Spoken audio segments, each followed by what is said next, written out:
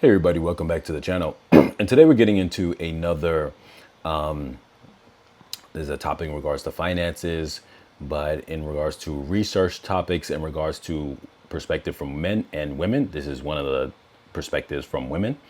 So the topic here is closing the gender investment gap.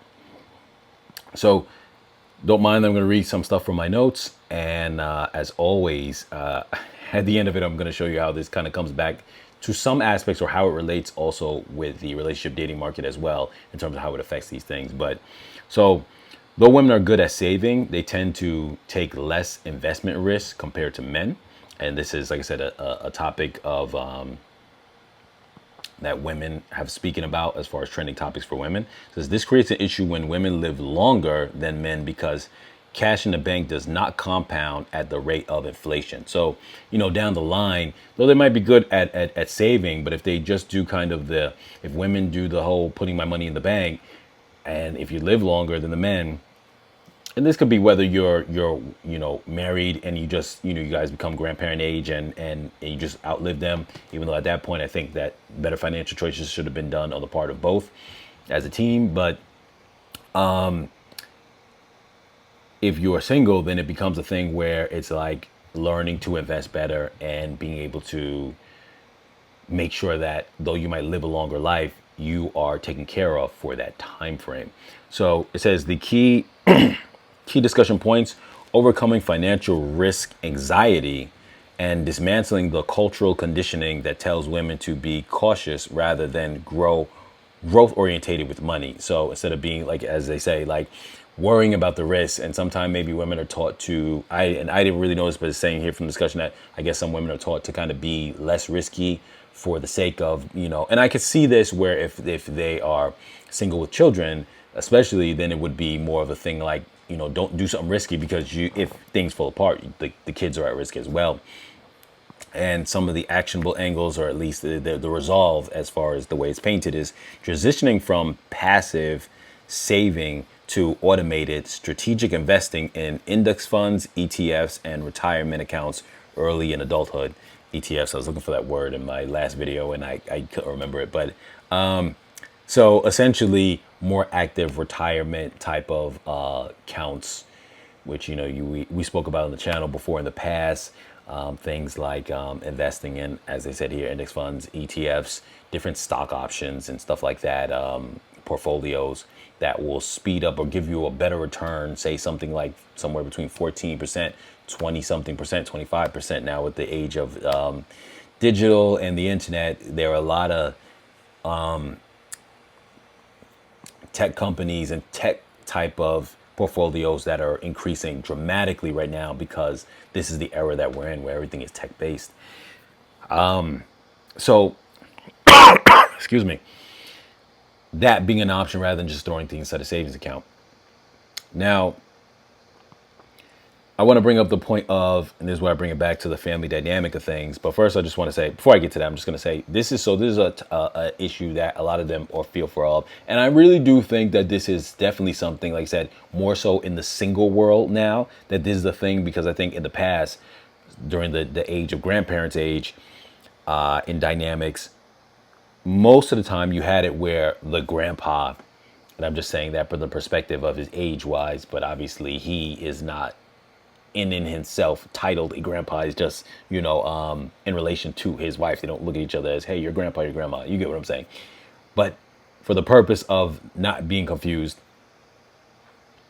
the grandpa would never have been, back in those days, in a space of, I'm not financially capable of like, I've taken care of my family. That was always ingrained in the mentality of them growing up from a young age, to the point where they became a grandparent age, was I have to be able to take care of everybody and build a level of financial security that no one has to worry about things.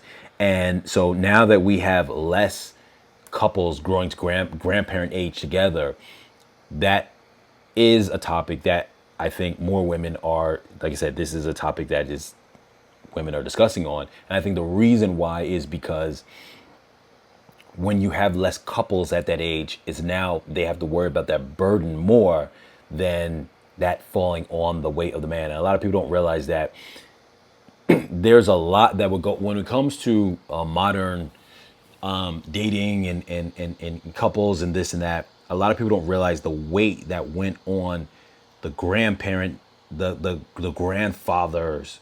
We'll call them that for the purpose of discussion. Like I said, the grandfather's weight of what he did as the man growing up from young to old to becoming a grandfather, and doing what he did to make sure the family was supported and the kids were supported and the grandkids were supported and all that kind of stuff, and his spouse was supported.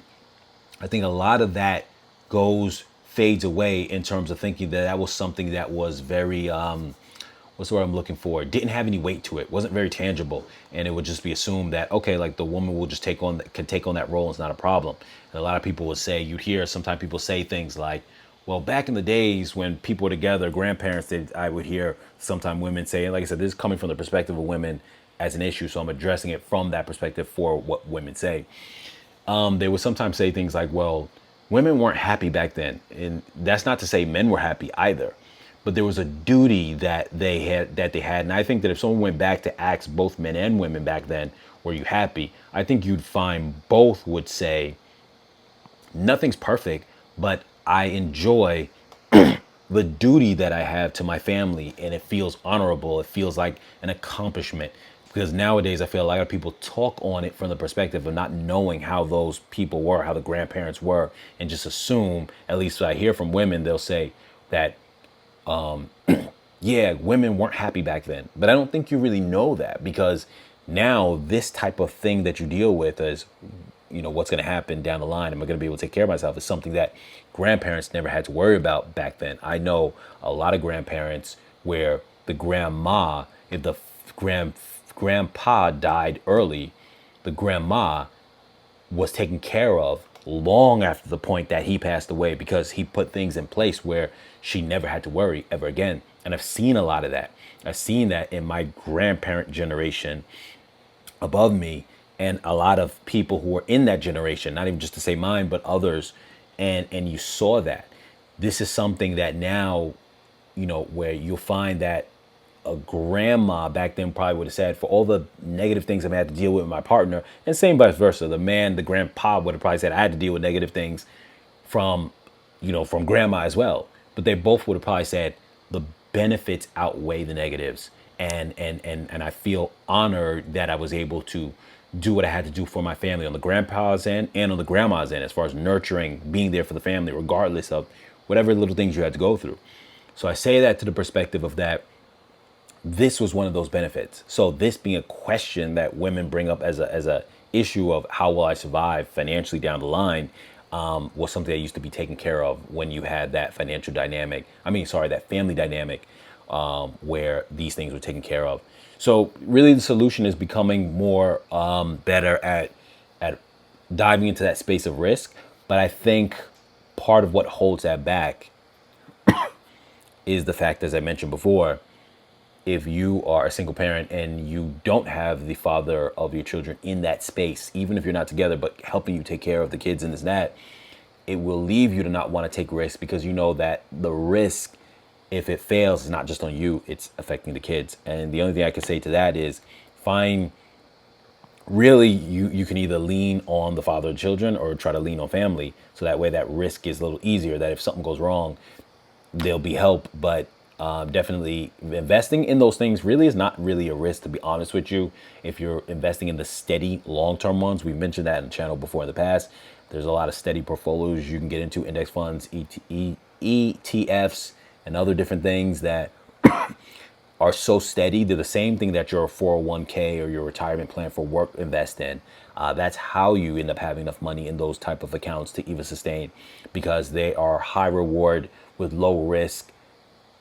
The only caveat is steady over time, that it has to be in there for like 20 years, 30 years to get its benefit. So if you start doing that early, so anybody, women who pose or have this question in their mind at the age of 20, 25, you know what to do.